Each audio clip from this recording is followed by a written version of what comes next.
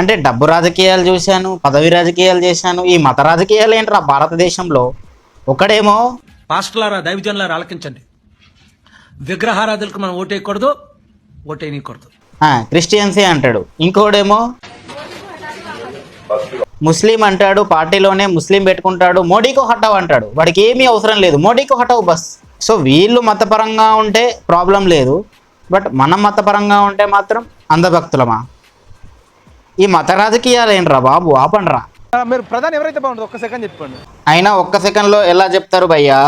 Minimum 30 సెకండ్లు పెట్టుద్ది. అంతేగా అంతేగా. రాహుల్ గాంధీ, కేసీఆర్, మోడీ, ఓవైసీ.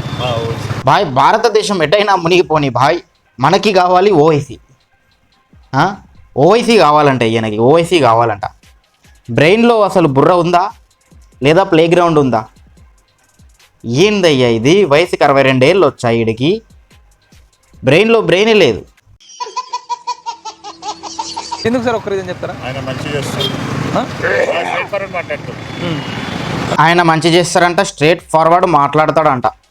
కొన్ని మాట్లాడితే గుబ్బలో మండేలాగా మాట్లాడతాడు హిందువులకి. ముస్లిం పీపుల్, అమాయకులమైన ముస్లిమ్స్ని రెచ్చగొట్టేలాగా మాట్లాడతాడు. అంకులేమో బ్రెయిన్ లేకుండా వచ్చి ప్లే గ్రౌండ్ పెట్టుకుని మాట్లాడుతుండు. బాగుంది అనుకుంటున్నారు. కొంపదీసి అంకుల్ కరెంట్ బిల్లు కట్టేని క్యాండిడేట్ అయితే కాదు కదా అంటే జోక్ చేశారు. सरकार आनी चाहिए, ये इसलिए आनी चाहिए. అంటే వీడు ఉత్తరప్రదేశ్ క్యాండిడేట్. వీడు ఏదో చెప్పాలనుకున్నాడు కానీ చెప్పలేకపోయాడు. बस यार मैं कुछ कह नहीं सकता, अगर मीडिया पे कुछ थोड़ा मैंने गलत बोल दिया तो मैं उठ जाऊंगा. ఆ భయం ఉండాలి. ఎందుకంటే ఇండియాలో ఉన్నప్పుడు ఇండియాని ప్రేమించాలి, లేదా ఇండియాలో ఉన్నప్పుడు హద్దులు దాటకుండా భయంతో మెలగాలి. ఆ భయాన్ని ఎవరు పెట్టాడో తెలుసా? మన యోగి బాయ్. गलत बोल दिया तो मैं उठ जाऊंगा. दिल में जो है बस यार नहीं बता सकते ना. సరే, ఈ బేటగాడు మన యోగి బాయ్కి భయపడి తన మనసులో మాట చెప్పలేకపోతుండు కదా. సరే వీళ్ళు అయ్యే దగ్గరికి పోదాం. मुसलमान तो बहुत है, बना दे पाकिस्तान दूसरा, और क्या है? दूसरा पाकिस्तान और क्या? దిల్ మే ఏతా, మనసులో ఇది ఉండే, దుసరా పాకిస్తాన్ బనాదేంగే, ఇంకో పాకిస్తాన్ చేసేస్తారంట ఇండియాని. అంటే నాకు ఒక్కొక్కసారి ఏమనిపిస్తుంది అంటే, ఎందుకైనా వీళ్ళు ఇంత 10 మందిని, 12 మందిని, 8 మందిని కంటుంది. నేను ఒక కటింగ్ తీసుకోవడానికి వెళ్ళినప్పుడు అక్కడ ఒక థింగ్ ఏంటంటే, ఒక తల్లి ప్రెగ్నెంట్ అయింది. ఆ తల్లి వాళ్ళ తల్లి కూడా అదే టైంకి ప్రెగ్నెంట్ అయిందంట. మళ్ళీ ఒక కొడుకు పెళ్ళయింది, కొడుకుకు కూతురు పుట్టింది. అదే టైంకి ఆ కొడుకు వాళ్ళ తండ్రికి కూడా ఒక కొడుకు పుట్టిండు. పిల్ల ప్రెగ్నెంట్ అయిన టైంలో తల్లి కూడా ప్రెగ్నెంట్ అవుతుంది. అక్కడ అంత పాపులేషన్ ఇంక్రీజ్ చేసి ఏం చేస్తారో అని అనుకుంటే కొంపదీసి ఇదే అనుకుంటా. बना दे पाकिस्तान दूसरा, और क्या है? भाई दूसरा पाकिस्तान बना के देते चले जाएंगे हम लोग. तुम्हारे जैसे लोग हमको नहीं चाहिए यार, चले जाओ यार, हमें भेज देते पाकिस्तान को. नको यार, नको ప్లీజ్. మోడీ మన ఇండియా డెవలప్మెంట్ చేయడం కానీ, హిందూయిజంకి సపోర్ట్ చేయడం కానీ అంతా కొంచెం పాజిటివ్గా ఉంది. అంటే బ్రో, హిందూయిజంకి సపోర్ట్ చేస్తే సరిపోద్దా? క్రిస్టియానిటీకి, ఇస్లాంకి చేయొద్దా?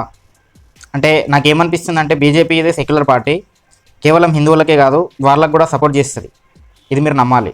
మోదీతో బాగుపడ్డది ఎవరినైనా ఒకరిని చూపిస్తావా? వీడికి తెలియని విషయం ఏంటంటే, మోడీ వల్లనే వీడి కుటుంబం బాగుందని. వీడు మెడలో ఆ మాల వేసుకున్నాడు చూసావా? ఆ మాల వాడు వేసుకొని రోడ్డు మీద తిరగగలుగుతున్నాడు అంటే దాంట్లో ఎంతో కొంత భాగం మోడీది కూడా ఉందని వీడికి తెలియదు. కింది స్థాయి నుంచి పై వరకు ఇప్పటి వరకు కూడా కాంగ్రెస్ పెట్టిన అన్నం ఎవరు పెట్టలేదు. అంత కరప్షన్ కూడా ఇంకెవరు చేయలేదులే.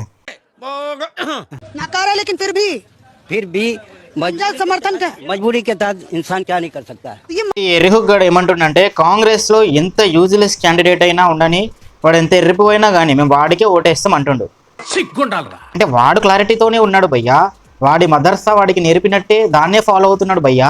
మనమే ఎర్రిపువ్వులం. అరే ఆదిగా నువ్వు ఎక్కడైనా కనబడితే మాత్రం నీకు మామూలుగా ఉండదు, కబడ్దారని చెప్తే వీళ్ళేంట్రా స్కూల్కి వెళ్లకుండా వచ్చి క్యాంపింగ్ లో చేరారు?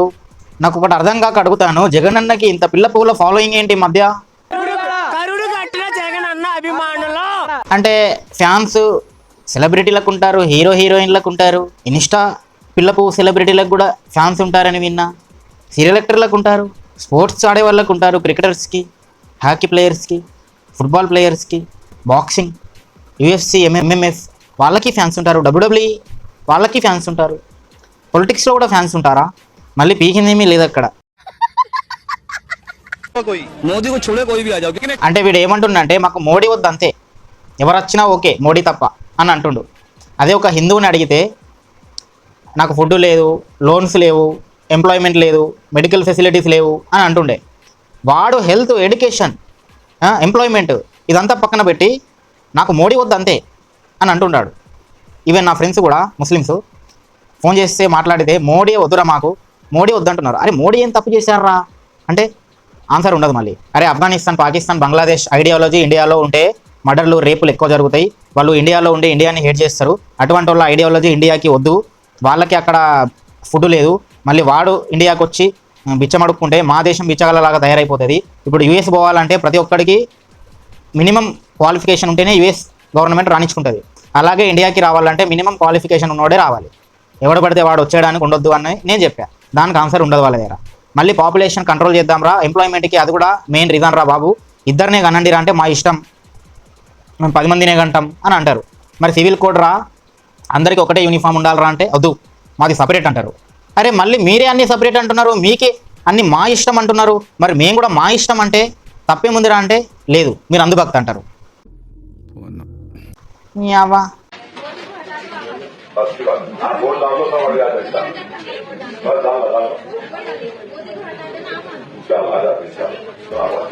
మోడీకి హఠావ్ అంటుంది ఆవిడ.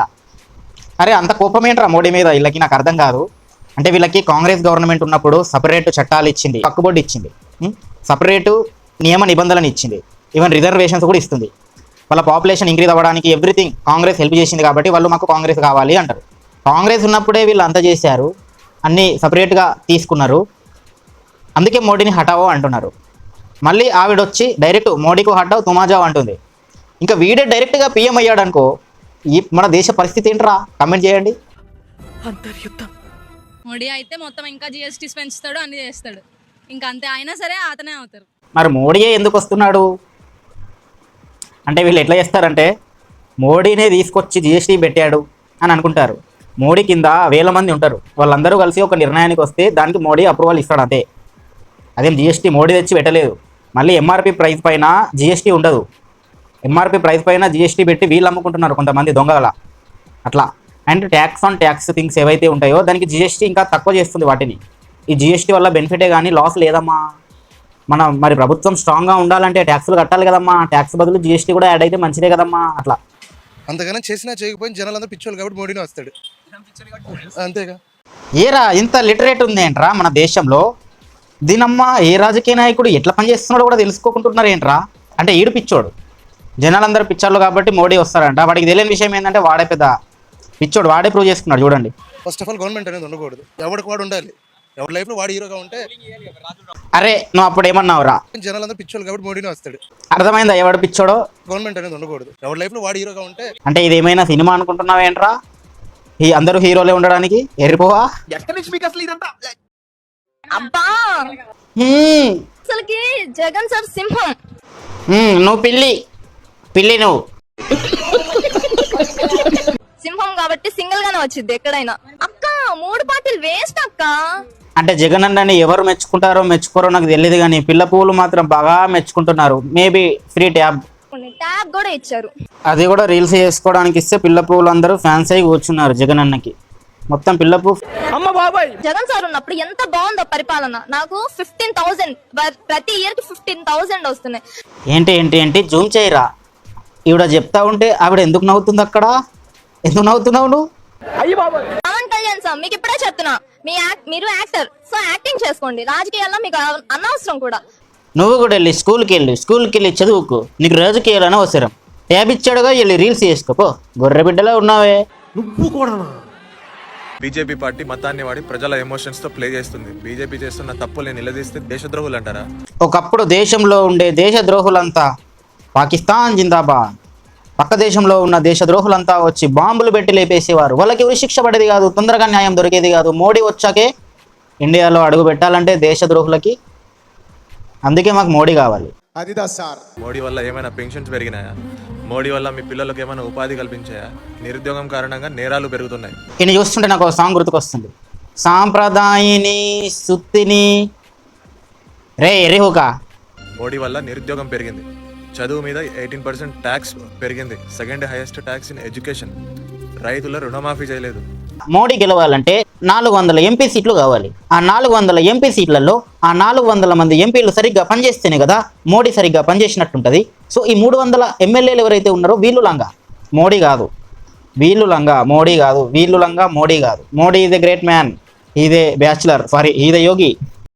But not all of a sudden. That's the reason I taken aback. అది Modi is a great man, but MLAs MPs are not. నాకు అర్థం కాలేదు సార్. నెమ్మదిగా అన్ని అర్థమవుతాయి కానీ దా కూర్చో. तमाम पार्टी भी अच्छी है, कांग्रेस पार्टी भी अच्छी है, केसीआर भी बहुत अच्छे काम करा है. अब क्या बोलेंगे अंकल जी सबके हैं. हाँ सबका है लेकिन మోడీ కా नहीं. సో వీడియో అయితే ఇది భయ్యా. ఈ వీడియో కనుక మీకు నచ్చినట్టయితే ఒక్క లైక్ చేయండి రా. లైక్ చేయండి, వీడియోని కమెంట్ చేయండి, మీ ఫ్రెండ్స్ కూడా షేర్ చేయండి. సబ్స్క్రైబ్ చేయండి.